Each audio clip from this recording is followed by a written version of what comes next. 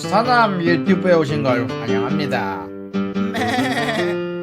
자, 오늘날 우리는 이제 양자 컴퓨터에 대해서 사실 많은 것들을 몰라요. 양자가 뭔데? 양자라는 게 뭐냐? 고양이가 죽었다 살아났다 하는 게 양자라며. 뭐 이런 것들을 얘기하시면서 정확하게 모르시는 분들이 많을 텐데 간단하게 여러분들한테 진행을 해 보도록 합시다. 자, 일단 여러분들 양자 컴퓨터의 역사에 대해서 일단 여러분들 알아보도록 합시다. 자, 일단 타임머신을 타고 과학자들이 아주 이상하고 당신이 양자를 알고 있다고 생각하면 당신은 양자를 아무것도 모르는 겁니다 라고 얘기했을 정도로 양자는 굉장히 기괴한 학문이고, 이게 20세기 초부터 사실 꾸준히 언급되어 있던 학문인데, 이 양자라는 부분들은 간단하게 정리를 하면 어떤 상황이 중첩되어 있는 상태를 보통 양자라고 얘기를 해요. 자, 이게 뭐냐면 간단하게 우리가 고양이를 박스 안에 가둬놓고 엄청나게 작은 세계로 가면 그 어떤 것으로도 관측이 되지 않는 박스 안에 주변에 공기나 뭐 아니면은 뭐 주변에 카메라, 노래 감지도 아무래도 아예 나눠져 있는 두 세계가 있다고 치고, 그 박스 안의 세계에 고양이가 갇혀있고 그 박스 안에 무슨 독약이 있는데 이게 50% 확률로 깨져 있거나 안 깨져 있대. 그러면은 이 고양이가 이 박스 안에서 죽었을 확률은 살 확률이 50대 50이잖아요. 그쵸? 그리고 우리가 생각을 했을 때는 그 양자가 관련해서 야 그러면은 죽었거나 살아있거나 둘 중 하나겠지 라고 생각을 하는데, 그게 아니라 이 슈레딩거, 맞아요, 슈레딩거의 영역에서는 결론적으로는 이 양쪽의 상태가 중첩돼 있다고 보는 거예요. 이 고양이는 죽었거나 살아있거나지 죽거나 살은 게 아니다. 결과론적으로 우리가 관측하면 그때부터는 죽었다 살았다가 되는 거고, 사실 그 전까지는 죽었거나 살아있는 거다라는 게 바로 이 슈레딩거에 관한 부분입니다. 자, 근데 이 양자라는 이런 재미난 거를 통해서, 이 중첩된 거를 통해서 이 리처드 파인맨이라는 사람이, 자, 이게 1982년에 자, 리처드 파인만이라는 어마어마한 천재가 있었어요. 자, 이 어쩐 사람이냐면은 이 사람이 양자 컴퓨터의 기본적인 이론을 만들었는데, 이 사람이 진짜 전설의 레전드입니다. 이게 어떤 정도로 얘기하면 정말 많은 이야기가 있지만 전기 역학, 쿼크 모델, 나노머신 이론, 양자 컴퓨터 보안, 핵폭탄 개발, 핵폭탄 실제로 눈으로 본 남자, 그리고 컴퓨터 고안, 여러 가지 천재들의 천재라고 불리면서 잘생기고 유머스럽고 똑똑하고 열정적인 교수이자 연구가였어요. 재미난 거는 악기들은 말이죠. 악기는 세계대회에 나가는 무용수의 반주를 할 정도로 잘 치고, 그림은 개인 전시회를 열 정도로 잘 그리고, 금고 따기는 어떤 기밀 정보 회사에 들어가서 금고를 딸 정도로 잘 하면서 마야 문자 해독까지 해설서의 오류를 지적할 정도로 어마어마한 해박한 지식을 갖고 있는, 인문학 강의도 할 줄 아는 어마어마한 천재였는데, 자, 이 친구가 진짜 재미난 게, 원래 보통 천재라고 하면은 막 그렇게 생각하잖아. 약간 좀 뭐 소셜적으로 소셜라이징이 좀 안 되는 친구들, 관계가 좀 안 좋은 친구들 생각하는데, 얘는 진짜로 무슨 토니 스타크처럼 똑똑하면서 유머 있고 위트 있고 바람둥이면서 진짜로 너무나 똑똑했던 친구가 바로 이 리처드 파인만이라는 친구입니다. 근데 웃긴 건 이 친구한테 당신은 천재인가요? 라고 물어보면은 이렇게 대답을 했어요. 이 사람 진짜 기만자야. 나는 천재가 아니고 평범한 사람이 열심히 공부하면은 내가 상상하는 것들을 똑같이 상상할 수 있다라고 얘기를 하면서, 나는 공부를 그냥 열심히 한 평범한 사람이지 기적은 없다라고 구라를 쳤습니다. 이 사람이 정말 기만자야. 이 사람이 재미난 일화가 있는데, 이 사람이 프린스턴 대학교 대학원 때 첫 논문 발표회 때 이 사람의 논문 발표를 구경하러 온 사람이 아인슈타인이에요. 아인슈타인이 나왔다고 하니까 이 리처드 파인먼이 막 갑자기 막 얼굴이 새파래졌는데, 첫 논문 고안이면 사실 박사 때란 말이야. 아직 교수도 아니야. 자, 그런데 진짜 이럴 때에도 위트 있게 이거 나 망했네 라고 하면서 유머 있게 위트 있게 넘어갈 정도로 재미난 친구고요. 그리고 노벨상도 이 사람이 1965년에 노벨 물리학상을 받았는데, 그거 받을 때도 나 굳이 노벨 물리학상 받아야 돼? 나 지금부터 굳이 유명해지고 싶지 않은데 노벨 물리학상 받아봤자 쓸데도 없고 이거 꼭 받아야 돼 라고 얘기를 하긴 했는데, 이때 타임즈의 기자가 물어본 거야. 너 노벨상 안 받으면 지금보다 더 유명해져서 연구 못할걸? 이라고 해서 노벨 물리학상을 받으러 갔던 친구고요. 그리고 마지막 이 사람의 유언이 진짜 어이가 없어. 이 사람의 유언이 뭐였냐면, 아이씨, 한 번 죽어보니까 두 번은 못 죽겠다. 이제 지금 죽는 거 제가 너무 지루하고 뻔하다라고 얘기할 정도로 쿨레나는, 네, 굉장히 멋있고 잘생기고 똑똑한 천재, 이 리처드 파인만이라는 사람입니다. 양자 컴퓨터가 고안이 됐지만 여러분들 많이들 생각하잖아요. 야, 양자 컴퓨터가 막 엄청나게 빠른 컴퓨터라며 이렇게만 알고 계실 텐데, 사실 양자 컴퓨터는 1994년 피터 쇼어가 나오기 전까지는요, 사실 그렇게까지 주목을 받지는 못했어요. 일단은 양자 컴퓨터가 나와봤자 뭐 그렇게 빠른데, 그렇게 빠르지도 않을 것 같은데 라는 의견이 있기도 했고요. 그 당시에 양자 컴퓨터를 리처드 파인만이 제시한 이유는요, 양자 역학 세계를 연구하기 위해서는 이런 보통 컴퓨터로는 연구가 불가능하고 양자 컴퓨터로만 연구가 가능하기 때문에 이 양자 컴퓨터를 고안한 거지, 양자 컴퓨터를 이용해서 막 여러 가지 비밀 코드를 풀고 암호를 풀고 이런 것들을 생각한 게 아닙니다. 1994년에 피터 쇼어라는 사람이 암호화된 코드들이 있잖아요. 자, 요즘에 많이들 쓰고 계시는, 가장 많이 쓰이는 암호 코드라는 게 있는데, 자, 그런 것들 관련해서 소수라는 게 여러분들 어마어마하게 중요합니다. 요렇게 이제 요즘 쓰는 암호 코드가 어떻게 되냐면, 여러분들이 정보통신을 송수신할 때 여러분들 사실 감청이 됩니다. 여러분들이 내가 유사남 안녕하세요 라고 이렇게 보내면은 그게 전파화 돼가지고 저기 멀리 떨어져 있는 한국에 여러분들 전파가 정송이 됐대. 여러분들이 원한다면 그 전파를 캐치해서 도청을 할 수가 있어요. 근데 이게 여러분들이 만약에 암호화를 시키고 싶으면은요, 예를 들어서 3 곱하기 뭐 7은 21이잖아요.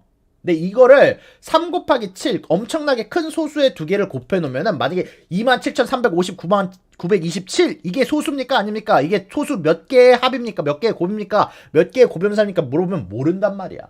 그냥 간단하게 얘기하면 소인수 분해를 양자 컴퓨터가 어마어마하게 빠른 속도로 할 수 있다가 증명이 된 게 이 1994년에 나온 피터 쇼어의 퀀텀 알고리즘입니다. 뭐 지금 만약에 내가 그냥 슈퍼컴퓨터로 이용해서 이 암호를 해석을 하려면, 정보통신을 감청을 하려면 100년이 걸려도 모자릅니다.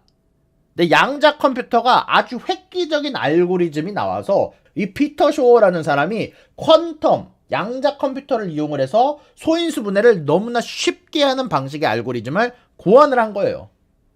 그때부터 이 양자 컴퓨터가 여러모로 굉장한 관심을 끌어오기 시작을 합니다. 자, 이 사람이 나오기 시작하면서 양자 컴퓨터에 대한 관심이 시작이 됐고, 그때부터 많은 회사들이 양자 컴퓨터를 개발하기 시작을 한 겁니다. 이제 양자 컴퓨터가 왜 빠르냐? 원래는 여러분들 전구가 있잖아요. 요렇게 막 우리한테 전구가 있다 칩시다. 이게 전구라고 쳐. 자, 이게 전구야. 자, 이 전구가 켜져 있거나 꺼져 있거나가 사실상 원래 우리가 컴퓨터에서 쓰는 비트입니다. 자, 이 전구가 켜져 있으면 1이고 이 전구가 꺼져 있으면 0인 게 바로 우리가 컴퓨터 세계에서 쓰는 비트예요. 그리고 이 01010001000100 막 이런 식으로 되는 게 컴퓨터가 우리들의 말을 이해하는 언어야. 그리고 그걸 저장하는 거를 수단을 이 비트라고 얘기를 합니다. 자, 근데 뭐냐면 이게 0과 1이 확립되지 않은, 불이 꺼지거나 켜지거나 확립되지 않고 언제든지 꺼질 수 있고 켜지고 있는 상태가 된 게 큐비트라고 합니다. 이게 왜 빠르냐? 가장 간단하게 정리를 하면 여러분들 앞에 세 갈래 길이 있는데요. 자, 간단하게 하면은 이 하나의 친구가 왼쪽으로 갔다가 다시 집에 왔다가 앞으로 갔다가 다시 내려왔다가 오른쪽으로 갔다가 다시 내려와서 어떤 길이 가장 빠르더라를 판단하는 게 지금 현재의 컴퓨터예요. 자, 간단하게 생각하면 혼자서 일을 다 하다 보니까 왼쪽 오른쪽 가운데 다 가봐야 되는 게 지금 현재의 컴퓨터인데, 양자 컴퓨터는 다릅니다. 양자 컴퓨터는 어떻게 되냐? 그냥 간단하게 얘기하면 한 놈이 해야 될 일을 내가 자기 복제를 하는 거야. 내가 갑자기 3명의 분신술을 써서 이 3명끼리는 무전기를 들고 있어. 이 3명끼리는 무전기를 들고 서로 막 의사소통을 합니다. 야, 왼쪽으로 하니까 빠르더라, 오른쪽으로 가면 느리더라, 가운데로 가면 벽에 부딪히더라를 이렇게 의사소통을 할 수 있는 전화기가 달려있고, 그 3명이 동시에 일을 진행할 수 있는 거예요. 이걸 보러 양자 중첩과 얽힘을 이용해서 양자 컴퓨터가 현실화를 해낸 겁니다. 그러다 보니까 어떻게 되겠어요? 훨씬 더 빠른 속도로 진행할 수가 있지. 길을 3개를 한 번씩 다 왔다 갔다 하는 것보다 3명이서 동시에 이렇게 쭉쭉 동시에 왔다 갔다 해버리면 의사소통도 빠르고 서로 혼자 할 일을 3명이서 나눠도 하고, 그러다 보니까 이 양자 컴퓨터가 훨씬 더 빠른 속도로 현대 컴퓨터보다 빠르게 작업을 할 수 있는 거고, 일단 양자 컴퓨터의 현재 연구 현황 먼저 좀 얘기를 해드리고 싶은데, 양자 컴퓨터는 이미 이론적으로는 존재한 지는 좀 됐고, 이게 실질적으로 개발이 돼가지고 지금 슈퍼컴퓨터가 200년 동안 계산해야 되는 숫자를 단 몇 분 만에 계산을 했던 거를 보여준 적이 있어요. IBM에서 그걸 보여준 적이 있었는데, 이 양자 컴퓨터라는 게 사실 리스크가 없는 삶이 아니거든요. 지금 모든 암호는 사실상 이 양자 컴퓨터가 여러분 해독을 할 수가 있어요. 크립토, 핵기지에 있는 비밀번호 모든 것들을 단 몇 분 만에 해독할 수 있게 만들어주는 게 바로 이 양자 컴퓨터라는 존재입니다. 그러다 보니까 이 양자 컴퓨터라는 게 나오게 된다면 생각보다 나올 만한 사회적인 문제들이 어마어마하게 많아요. 그래서 이 양자 컴퓨터가 실질적으로 기술이 확립되기 전에 이 양자 커뮤니케이션을 하는, 한마디로 우리가 커뮤니케이션 하는 것 자체도 양자화를 시킬 필요가 있는데, 그래야지 감청도 못하고 감청하더라도 못 알아듣게 만들어야지 그 이후에 이 양자 컴퓨터라는 게 아마 상용화가 가능할 거예요. 자, 그러다 보니까 이 나중에 암호화폐도 양자화를 시키면 됩니다. 근데 뭐 그 시기가 언제 될지 모르지만, 대응 방법이 없는 거는 아니에요. 이제 해독이 양자화가 됐으면 암호화도 양자화를 시키면 된다라는 얘기가 있는데, 다만 이런 것들 관련해서 아무래도 법안이 제정돼야 될 가능성이 굉장히 높다 보니까 양자 컴퓨터가 실질적으로 상용화가 되더라도 5년에서 10년 이후에 실질적인 법안이 확립이 될 때까지는 사실 제대로 된 사용이 우리들이 나오는 것은 굉장히 어려울 것이다. 그리고 맞아요. 양자 컴퓨터는 특히 AI 발전과 특히 머신러닝이랑 굉장히 잘 연결이 될 수가 있는데요. 여러 갈래의 길을 조합을 해서 가장 최적의 길을 여러분들한테 알려주는 것, 그리고 그 길을 기억하는 것이 바로 챗GPT인데, 양자 컴퓨터가 나온 순간 모든 길을 다 한꺼번에 보면서 훨씬 더 빠른 처리 속도로 여러분들이 원하는 대답을 내둘 수 있는 그런 기술이 오기 때문에, 이 양자 컴퓨터가 나오게 되는 순간 여러분들이 시뮬레이션을 돌리는 속도와 그리고 여러분들이 암호화를 푸는 속도가 어마어마하게 빠르게 발전이 됩니다. 그러다 보니까 이걸 이용해서 여러분들이 약물에 대한 뭐 발견이라든지, 양자 컴퓨터가 나오는 순간 그럴 필요 없이 모든 길을 한꺼번에 다 테스트를 해보고 가장 안전한 거를 고를 수 있는 게 바로 이 양자 컴퓨터라는 기능 때문에, 사실상 그러다 보니까 우리가 이 제약회사를 개발하거나 아니면은 우리가 여러 가지 모델링, 기후변화에 대한 모델링, 아니면은 우리가 돈에 대한 모델링, 아니면 우리가 주가에 대한 예측 흐름을 모델링할 때 양자 컴퓨터가 훨씬 더 빠른 속도로 훨씬 더 정확도 높게 예측이 가능한 시대가 양자 컴퓨터로 인해서 오게 될 겁니다. 자, 이게 바로 양자 컴퓨터의 장점인데, 그렇다고 해서 여러분들 그럼 양자 컴퓨터가 나오게 되면 게임도 빨라지나요? 그건 아니에요. 양자 컴퓨터는 모델링이랑 암호화 해석이 빠른 거지, 아직 다른 곳에 적용되는, 게임에 적용되는 알고리즘이 나온 건 아닙니다. 게임에 막 엄청나게 빨라져가지고 모든 것들을 빨리 처리해준다, 양자 컴퓨터야, 이런 건 아니에요. 슈퍼컴퓨터가 여러분들 의외로 생각보다 여러분들 게임 돌리면 그렇게 빠르지는 않을 거예요, 지금보다. 그런 것처럼 우리들이 지금 갖고 있는 트래디셔널 컴퓨터는 여전히 똑같은 일을 할 텐데, 게임 돌리고 뉴스 보고 이러겠지만, 양자 컴퓨터가 나오게 된다면 모델링 쪽이나 뭐 제약회사의 모델링, 아니면 금융회사들의 주가 예측, 기후 예측, 이런 것들이 훨씬 더 빨라지고 훨씬 더 정교해지는 시대가 아마 올 거라고 생각이 됩니다.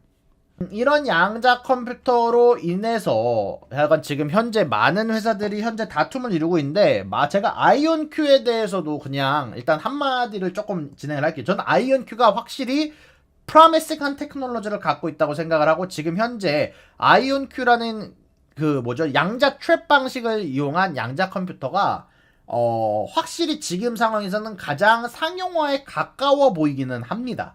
상용화란 측면에서. 근데 문제는 뭐냐면은, 그럼에도 불구하고 이 양자 컴퓨터가 상용화되는 기간을 아이온큐에서는 최소 약 8년 정도로 보고 있던데, 7년 8년 가까이로 보고 있는데, 제가 봤을 때는 솔직하게 말해서 한 10년 넘게 걸려도 이른 기술이라고 생각을 하고요. 아직 그 아이온큐의 어닝에 대해서도 제가 보기는 봤는데 여러분들 아이온큐가 최근에 계속 어닝이 올라가면서 많이들 얘기하잖아요. 아이온큐 사람들이 관심을 갖고 보고 있다라고 많이들 얘기하는데, 제가 아이온큐가 여러분들 매출의 반이 회사 3개의 의지예요. 손님 3명한테 이 아이온큐의 매출의 절반 가까이가 사실 이 3명에 집중되어 있습니다. 그리고 그 3명 중 하나는 University of Maryland라고 해서 어떻게 보면 양자 컴퓨터의 CEO 중 한 분, 대학교의 모 학교에서 여기에서 나오는 자금을 대주고 거기에서 나오는 뭐 여러 가지 기술들을 사주고 있는 거라서, 사실상 매출이 제대로 다분화가 되어 있거나 아니면은 제대로 된 매출이 나오고 있는 거는 아닙니다. 그러다가 보니까 사실 아이온큐라는 회사가 지금 현금도 굉장히 많고 10년 동안 버틸 수 있는 자금이 있는 건 맞는데, 다만 그 안에서 지금 매출이 올라가고 있다, 어닝이 올라가고 있다라고 보는 건 사실 맞지는 않는 것 같아요. 이미 3명이라는 3개의 기업밖에 한테 사실 손님이 없고, 사실상 매출이 늘어나는 건 그 3명한테 모든 게 다 달려있기 때문에 매출은 조금 의미가 없다라고 보시면 될 것 같고요. 다만 이 양자 컴퓨터 관련해서 이 10년이라는 기간 동안 지금 당장은 여러분들 아이온큐가 가장 상용화에 가까운 기술인 건 맞는데, 그렇다고 해서 이 10년이란 기간 동안 이 아이온큐보다 더 나은 기술이 못 나올 것 같냐? 자, 그러면 왜 IBM이나 왜 구글도 양자 컴퓨터를 개발한 초전도체를 이용한 개발을 하고 있지만, 초전도체를 이용한 개발이 사실상 구글이나 뭐 사실 IBM 같은 경우는 슈퍼컴퓨터를 대응하기 위해서 양자 컴퓨터를 만들고 있는데, 조금 아이온큐에서 개발하는 양자 컴퓨터는 그거보다 좀 낮은, 기업들도 조금 더 낮은 가격에 살 수 있게 만들고 있는 기술이 바로 이 아이온큐의 기술인데, 문제는 이 10년이 넘는 기간 안에 아이온큐보다 더 나은 기술이 나오지 말란 법이 없다. 그만큼 양자라는 영역이 아직 제대로 탐구가 되지 않은 영역이라, 최근에 이거 가장 간단한 예를 들어볼게요. 여러분들 여태까지 AI의 최고봉은 누구라고 생각했습니까?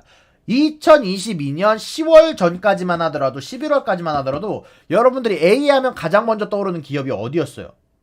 알파고를 만든 회사 아니야. 여러분들은 구글이 AI계의 최고봉이라고 생각을 했고, 사실 그때까지만 하더라도 구글이 AI의 최고봉이 맞았죠.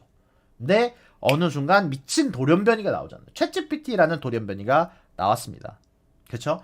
이 챗GPT라는 돌연변이가 나오기 시작을 하면서 많은 사람들이 구글에서 멀어져서 마이크로소프트 혹은 오픈 AI로 많은 사람들이 AI의 최고봉은 얘네들이다 라고 사람들의 인식이 바뀌기 시작을 했지.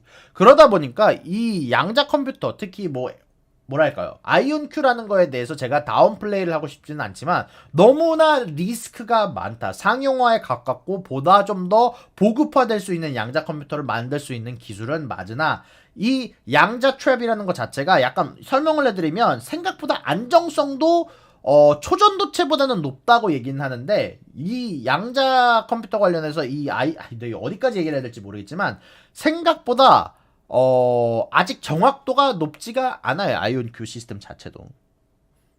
이런 부분들을 좀 얘기를 해봤을 때 아이온큐에 여러분들이 투자하는 마음 충분히 이해하고, 미래의 테슬라라고 불리는 것도 충분히 이해를 하지만, 그것보다 더 큰 회사들이 이 기술에 대해서 주목을 하고 있고, 이 기술에 대해서 사실 10년이라는 기간이 있는 만큼 리스크를 감안하고 투자하는 건 좋지만, 그렇다고 올인을 하기에는 너무나 불확실성이 너무 많다. 양자 컴퓨터라는 시스템이 개발을 하더라도 우리 같은 일반인이 사는 게 아니라 기업들 같은 애들이 사는데, IBM이라든지 바드라든지 이 양자 컴퓨터가 살 수 있는 법안이 나오기까지는 좀 더 커다란 시간이 걸릴 거고. 그래서 오늘 이렇게 여러모로 양자 컴퓨터까지 모든 주제를 다뤄봤습니다. 구독과 좋아요는 사랑입니다, 여러분. 유사남의 구독과 좋아요를 눌러주세요. 그리고 여기 있는 비디오도 여러분들을 위해 준비한 거니까 여러분들이 항상 살펴주시면 감사하겠습니다.